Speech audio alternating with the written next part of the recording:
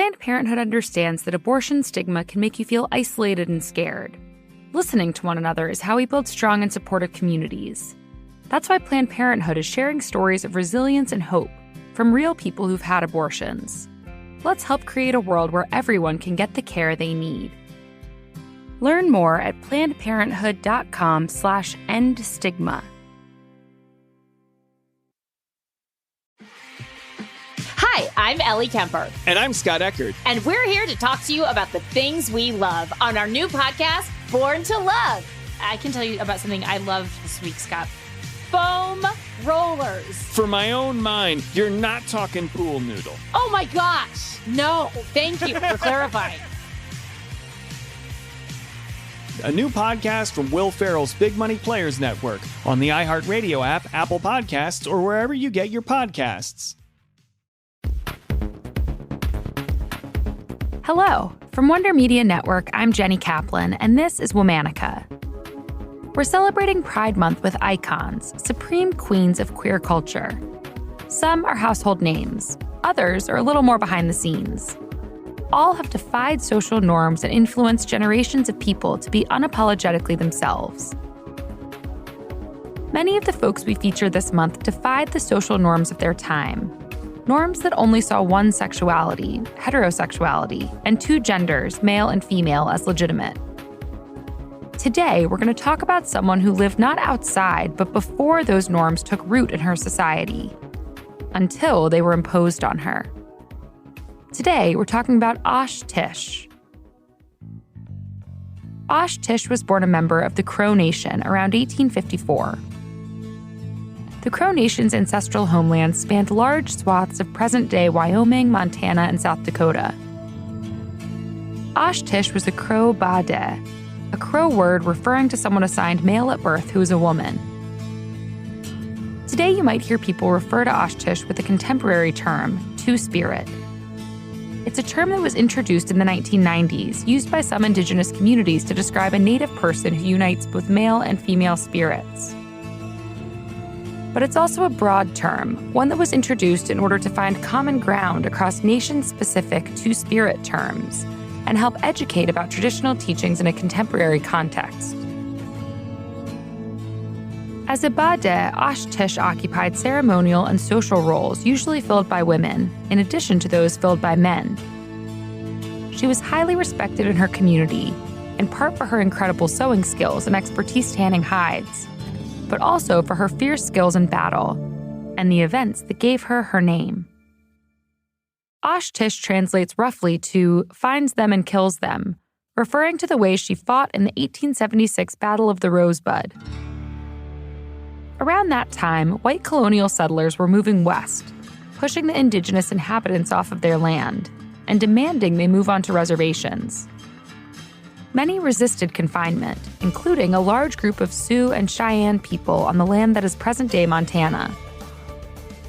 In the summer of 1876, American General George Crook led 3 columns of soldiers, including scouts and allies from the Crow and Shoshone nations, against the Sioux and Cheyenne people. The reasons that some of the Crow helped the U.S. Army were complex. In part, it would allow them to avoid some bloodshed.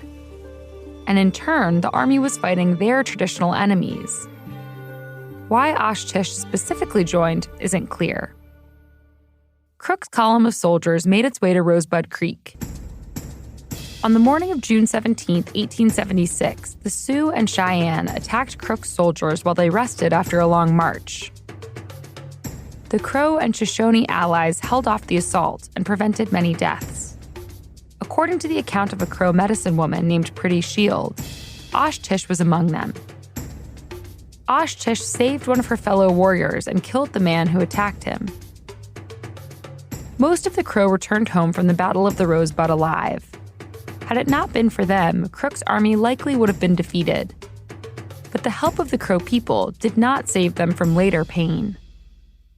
In the 1890s, a U.S. federal agent came into Crow territory, sent to enforce Western colonial values.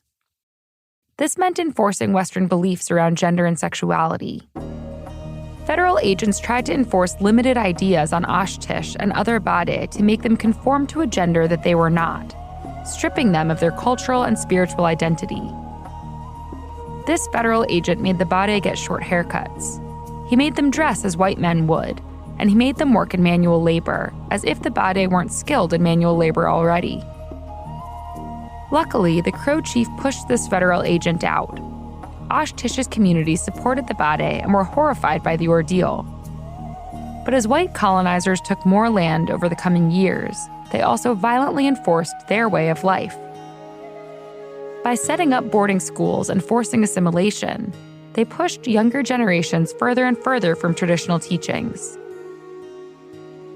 When Osh-Tisch died in 1929, she was one of the last badé, at least on record, for a long time. All month, we're talking about icons. For more information, find us on Facebook and Instagram at Womanica Podcast. Special thanks to Liz Kaplan, my favorite sister and co-creator. Talk to you tomorrow. Planned Parenthood fights every day so all people can get the care and education they need to live full, healthy lives. That means having the freedom to control your own body and make decisions for your future, including whether to have an abortion. Abortion storytellers are important. Their powerful narratives, each as unique as they are, reject silence and shame. That's why Planned Parenthood is building a platform to share stories, busting stigma and breaking down barriers to essential health care, one voice at a time. Together, we can help create a future where all people are free to make their own decisions, no matter what. Learn more at PlannedParenthood.com/EndStigma.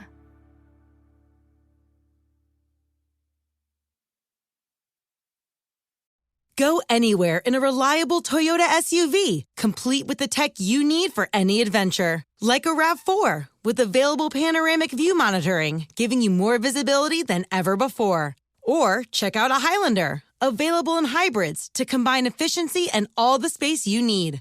Or a Venza, available with a 12.3-inch touchscreen and premium sound system. Choose your Toyota SUV today. Visit buyatoyota.com for more, and let's go places. What happens when the right people connect? At MITRE, breakthrough technology advances, people fulfill their passions, diversity fuels innovation, and our way of life thrives. From health to transportation and global security, cyber and AI, to space and back again, there's no higher calling than making the world a safer place. Let's connect at mitre.org/careers. That's MITRE.org/careers.